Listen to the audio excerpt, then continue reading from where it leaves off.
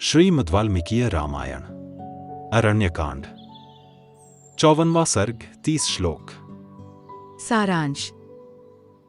सीता का 5 वानरों के बीच अपने आभूषण और वस्त्र को गिराना, रावण का लंका में पहुंचकर सीता को अंतःपुर में रखना तथा जनस्थान में 8 राक्षसों को गुप्तचर के रूप में रहने के लिए भेजना।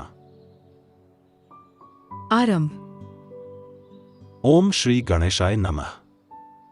ओम श्री सीतारामचंद्राभ्याम नमः। श्लोक 1 से 10। रावण के द्वारा हरी हुई विदेह नंदिनी सीता को उस समय कोई भी अपना सहायक दिखाई नहीं दे रहा था। मार्ग में उन्होंने एक पर्वत के शिखर पर 5 श्रेष्ठ वानरों को बैठे देखा।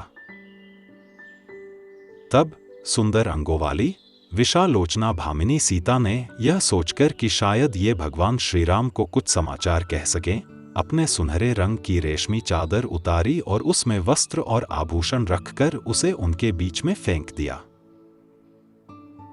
रावण बड़ी घबराहट में था, इसलिए सीता के इस कार्य को वह न जान सका। वे भूरी आंखों वाले श्रेष्ठ वानर उस समय उच्च स्वर से विलाप करती हुई विशालोचना सीता की ओर एकटक नेत्रों से देखने लगे।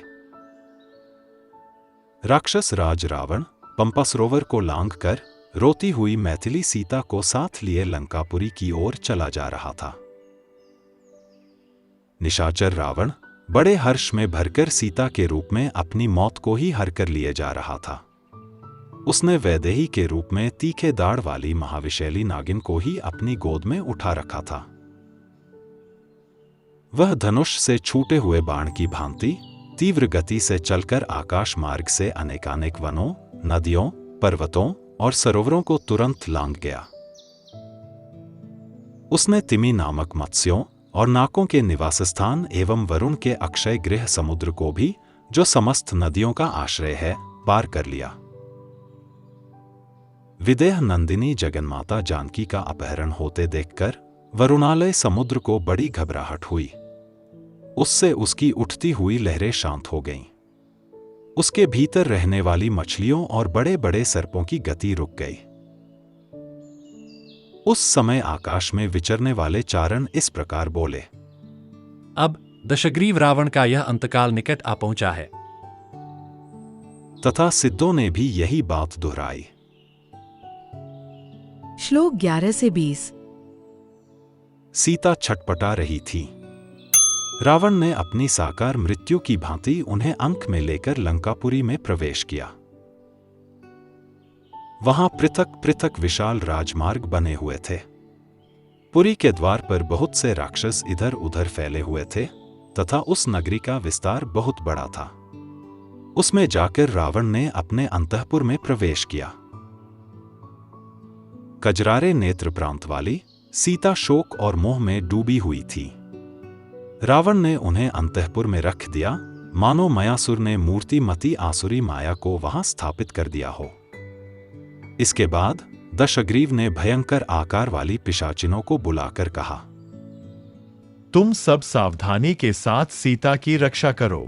कोई भी स्त्री या पुरुष मेरी आज्ञा के बिना सीता को देखने या इनसे मिल ना पाए। इन्हें मोती, मणि, सुवर्ण, वस्त्र और आभूषण आदि जिस जिस वस्तु की इच्छा हो वह तुरंत दी जाए, इसके लिए मेरी खुली आज्ञा है। तुम लोगों में से जो कोई भी जानकर या बिना जाने ही विदेह कुमारी सीता से कोई अप्रिय बात कहेगी, मैं समझूंगा उसे अपना जीवन प्यारा नहीं है।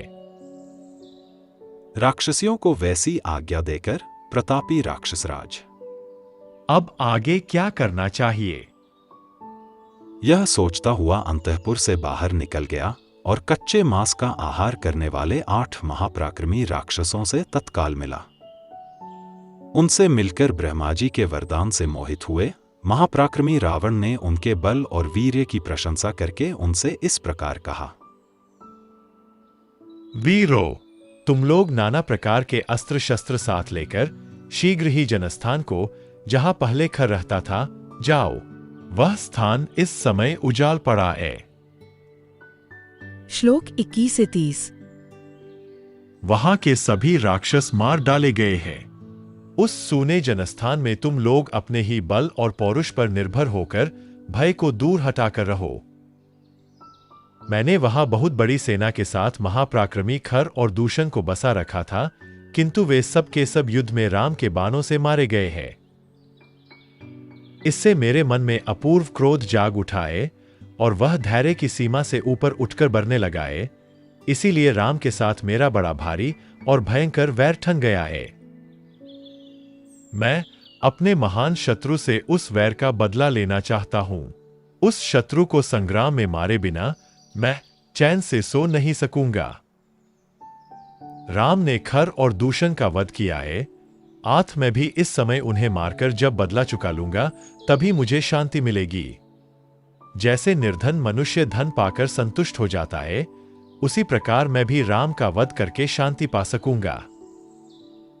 जनस्थान में रहकर तुम लोग रामचंद्र का समाचार जानो और वे कब क्या कर रहे हैं, इसका ठीक ठीक पता लगाते रहो, और जो कुछ भी ज्ञात पड़े उसकी सूचना मेरे पास भेज दिया करो।